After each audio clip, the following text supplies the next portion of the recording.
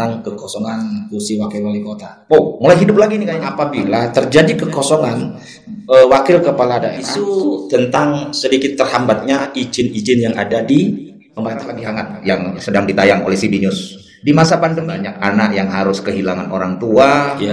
Ya, jadi di hari ulang tahun Lantas 50 anggota ya, 50 anggota Polresta Kota Probolinggo mengangkat anak. Luar biasa Polres Probolinggo. Polresta Probolinggo ya. Salam buat Bapak Kapolres Probolinggo. Baik pemirsa CBTV, kembali bersama dengan kami di program spesial kami, program Hot Issue minggu ini edisi 18 September 2021. Bersama dengan kami hari ini narasumber atau pengamat versi CB News Bung Udin. Kita mau berbincang-bincang hari ini terkait tentang hot issue apa sajakah yang terjadi di Kota Probolinggo dan sekitarnya sepanjang minggu ini. Ya, baik, untuk mempersingkat waktu langsung kita berbincang-bincang langsung dengan pengamat versi CB News Bung Udin yang senantiasa setia mendampingi saya di studio. Sudah edisi yang ke-7 ya, ke-7 edisi yang ke-7. Wow, luar biasa ini ya. Setia ini Bung Udin ya. Demi masyarakat. Demi masyarakat ya. Baik Bung Udin, hot issue apa saja ya sepanjang minggu ini yang menjadi pengamatan Bung Udin? Ya, untuk minggu ini yang menjadi pilihan adalah tentang kekosongan kursi wakil wali kota. Oh, mulai hidup lagi nih kayaknya. Ya, memang sudah harus disampaikan ini. Seperti apa itu ceritanya ini kok sudah sekarang mulai hidup lagi? Apa mulai digosok-gosok sama partai pendukung atau bagaimana ini? Oh tidak, ini keterkaitan dengan masalah regulasinya. Bahwa sesuai dengan Undang-Undang Nomor 23 Tahun 2015 dan juga perubahannya Undang-Undang Nomor 9 Tahun 2015 tentang perubahan Undang-Undang 23 di mana di pasal 154 itu ada penambahan pasal. Nah, pasal itu di pasal 154 itu ada tambahan di ayat 1 huruf D, itu ada tambahan D1 ya, berbunyi tugas dan wewenang DPRD. Jadi di tugas dan wewenang DPRD itu memilih bupati dan wakil bupati serta wali kota dan wakil wali kota dalam hal terjadi kekosongan jabatan untuk meneruskan sisa masa jabatan. Jadi di Undang-Undang 23 tidak begitu spesifik. Nah, ini spesifik bahwa DPRD punya tugas dan wewenang untuk memilih ya, untuk memilih bupati atau wakil bupati, wali kota atau wakil wali kota. Ini menjadi tugas dan wewenang DPRD.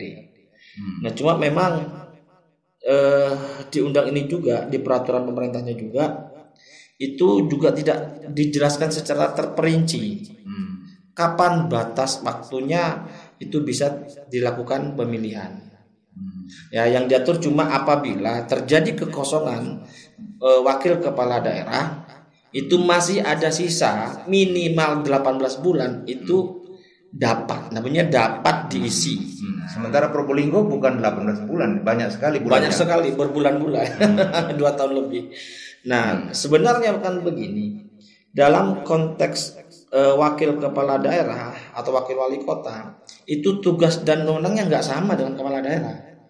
Makanya ini terlanjur dari kebiasaan karena undang-undang itu sendiri bahwa wakil wali kota ini sangat urgent. Keberadaannya tuh sangat dibutuhkan karena tugas dan wewenangnya juga berbeda dengan kepala daerah. Nah, semestinya memang agar supaya beban pekerjaan dari kepala daerah itu bisa lebih ringan, itu bisa segera dilakukan pemilihan wakil kepala daerah di situ. Soalnya ini kayaknya ada beberapa media ini sudah mulai coba-coba nulis, ada dari partai pendukung sudah mulai bertanya-tanya ini. Ya, betul. Saya juga membaca di salah satu surat kabar, baik itu cetak maupun online, bahwa salah satu partai pengusung itu sudah berkirim surat nih kepada wali kota. Oh, baru sekarang dengan tembusan kepada partai-partai pengusung. Nah, wajar saja di saat yang meninggal itu adalah dari kader partai pengusung. Nah, kemungkinan bahwa partai pengusung ini kadernya yang meninggal kemarin itu mengharapkan kadernya bisa duduk kembali di wakil kepala daerah, dan itu wajar dalam dinamika politik. Walaupun tetap prosesnya tetap pemilihan dilakukan oleh DPRD.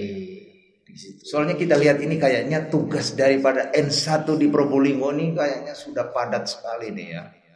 Harus butuh seorang wakil yang dalam waktu cepat dekat ini kayaknya. Sebenarnya begini, kalau saya katakan keberadaan wakil kepala daerah itu bagian dari salah satu ikhtiar regulasi. Jadi regulasi ini mengamanatkan tidak serta-merta harus ada wakil kepala daerah. Karena di periode saya kemarin itu nggak ada wakil. Nah, dari kejadian-kejadian itu ternyata dibutuhkan wakil, sehingga regulasi undang-undang tentang otonomi daerah itu mengamanatkan bahwa kepala daerah harus dibarengi dengan wakil kepala daerah, sehingga itu juga diatur sedemikian rupa. Nah, contoh yang mohon maaf ini contoh kayak terjadi di Kabupaten Probolinggo. Nah, di saat kepala daerah berhalangan, entah itu karena apa misalnya, itu maka yang menjadi PLT ini adalah wakilnya. Kalau kepala daerah tidak punya wakil nanti kan susah ini. Nah, akhirnya kan terjadi PJ. Bukan PLT tapi PJ. Iya. Provinsi yang ngambil alih nanti. Supaya provinsi jangan ambil alih, supaya paketnya segera disiapkan. Nah, mudah-mudahan semuanya selamat. Mudah-mudahan berjalan dengan baik. Cuma ini kan salah satu ikhtiar tadi bahwa keberadaan wakil kepala daerah itu sangat penting. Tugas dan wewenang wakil kepala daerah jauh berbeda dengan kewenangan kepala daerah. Karena sifatnya pembantuan terhadap kepala daerah. Tentunya kita berharap supaya baik dari partai pengusung juga segera mengusulkan, terus kemudian DPR juga segera memutuskan. Yang menarik bagi saya ini adalah undang-undang perubahan Undang-Undang nomor 9 2015 ini, di mana DPRD diberi kewenangan, tugas dan wewenang DPRD. Sebenarnya DPRD bisa saja melakukan haknya, menggunakan haknya, hak interpelasi kepada wali kota ini. Kan bukan suatu hal yang istimewa atau menakutkan lah interpelasi itu. Jadi DPRD kan meminta keterangan nih. Hak interpelasi kan meminta keterangan. Kenapa wali kota tidak segera mengusulkan nama-nama untuk dipilih sebagai wakil wali kota untuk menggandeng dirinya? Maksudnya? Ya untuk mendampingi diri. Iya, betul. Jadi begini. Jadi DPRD itu begitu di pasal 154D1 ayat 1 huruf D1 diberi kewenangan seperti itu, punya hak untuk bertanya kepada wali kota. Mengapa kok tidak segera memunculkan calon-calon nama wakil wali kota? Nah, nanti wali kota menjawab secara resmi kenapa-kenapanya, kan begitu. Sementara sesungguhnya sangat dibutuhkan sekali itu wakil wali kota, kan begitu. Gitu ya. Paling tidak kalau misalnya kita ngangkat besi 100 kilogram, kalau satu orang berat, tapi kalau dua orang mungkin bisa diangkat, kan begitu. Ya logikanya seperti itu. Gitu ya.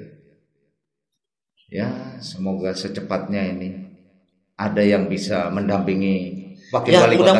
Mudah-mudahan. Toh itu haknya partai pengusung. Siapa, tapi yang perlu diingat bahwa calon wakil wali kota itu nanti adalah 2 orang sesuai dengan amanat undang-undangnya, amanat regulasinya harus 2 orang. Tidak boleh 1, tidak boleh lebih dari 2. Tidak boleh 3, harus 2 calon ini ya. Iya, calon harus 2 di situ. Terus kemudian yang memilih DPRD. Nah, di antara 2 itu. Ini dalam rangka untuk mencari kualitas di situ. Kewenangan DPR luar biasa sekali. Luar biasa memang. Ya, mudah-mudahan teman-teman DPR segera melakukan yang terbaik untuk pemerintah Kota Probolinggo. Ya, baik, Bung Udin. Luar biasa nih, kita berharap banyak ya sekiranya segera terrealisasi ada paketnya ini. Ya, karena banyak tugas ini kayaknya nih wali kotanya. Terus kemudian ada isu apa lagi nih, Bung Udin? Ya, isu tentang sedikit terhambatnya izin-izin yang ada di pemerintah kota. Termasuk IMB, IPR, Nah, ini kan bukannya sekarang sudah mulai menggunakan aplikasi online. Nah, mestinya kan lebih cepat ini. Nah, mestinya, cuma ini kan seharusnya memang dibarengi dengan SDM, dibarengi dengan ahli teknologi, ya kan? Ya memang butuh proses. Jadi masyarakat harus sabar. Cuma dalam penantian ini juga harus ada solusi. Tidak harus begitu terhambat karena sebuah aplikasi, sebuah regulasi, terus pelayanan terhambat. Ini jangan sampai terjadi. Ya, artinya regulasi ini kan begitu ada perubahan di atas, maka ke bawahnya juga harus ada perubahan. Perda, perwali juga harus menyesuaikan. Tapi yang pertama ini SDM ini ya. SDM, ya. Nah, sekarang misalnya contoh kayak IMB. IMB ini tidak bisa dilakukan proses perizinannya karena terhambatnya aplikasi yang dari Kementerian Pekerjaan Umum. Nah, dari pemerintah daerah harus punya solusi. Nah, apa solusinya? Monggo. Yang penting pelayanan kepada masyarakat tidak terganggu. Karena contohnya misalnya begini, saya developer perumahan. Nah, ngurus IMB dalam rangka supaya bisa membangun rumah nih. Minta cepat ini. Nah, sebenarnya sudah ada aturannya, ada panduannya. Sekian hari itu sudah ada. Nah, cuma kita ini kan butuh waktu cepat. Karena apa? Developer ini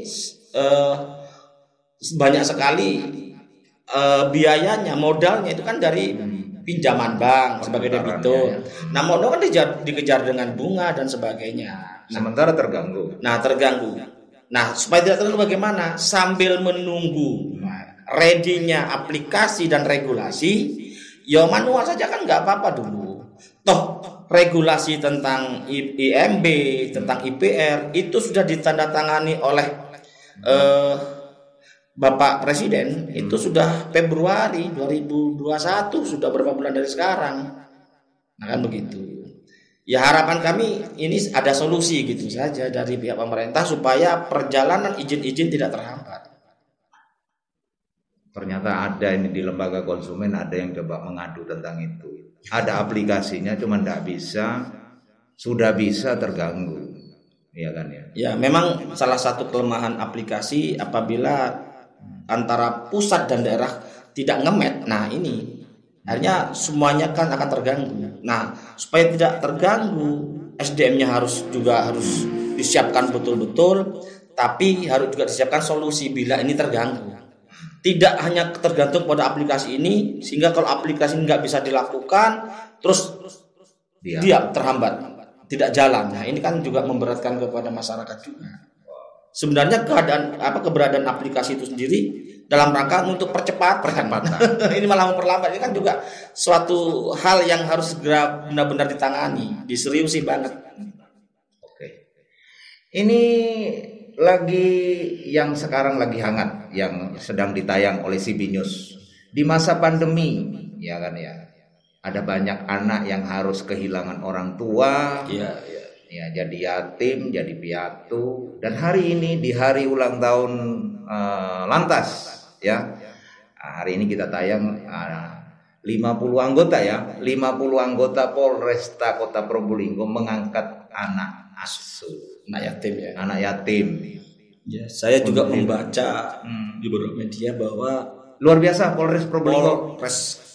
Polresta Probolinggo ya. Salam buat Bapak Kapolres Probolinggo. Ini luar biasa ya. Di hari ulang tahun Lantas ternyata langsung bisa mengangkat 50 anak yatim menjadi anak asuh anggota Polres. Alhamdulillah. Jadi terobosan yang harapannya seperti apa nih? Ya, harapannya itu apa yang dilakukan oleh pihak Polri. Saya katakan Polri secara keseluruhan, bahwa bisa diikuti oleh instansi yang lain, baik pemerintah daerah maupun APH yang lain, misalnya kejaksaan, pengadilan. Bisa juga ya? Iya, itu sangat positif sekali. Karena di masa pandemi banyak terjadi anak yatim karena kehilangan orang tuanya. Ya, mudah-mudahan langkah yang sangat baik ini benar-benar bisa diikuti oleh lembaga-lembaga yang lain. Polri luar biasa, selalu terdepan. Dirgahayu Lantas ya. Republik Indonesia tentunya ya. Dan hari ini di Probolinggo langsung actionnya luar biasa sekali. 50 anak yatim langsung menjadi anak asuh di Mudah-mudahan Pemkot Probolinggo menjadi 150 anak yatim. Oke, baik Bung Udin. Ada lagi kira-kira? Saya kira cukup. Cukup ya. Oke. Baik pemirsa, demikianlah bincang-bincang kami terkait tentang hot issue sepanjang minggu ini di Kota Probolinggo Raya, kota dan kabupaten, tentang apa saja yang hangat diperbincangkan di tengah-tengah masyarakat. Demikianlah liputan kami dari Probolinggo, Jawa Timur. CB News, Luis Haryona, Muhammad Abdullah, Safiuddin AR.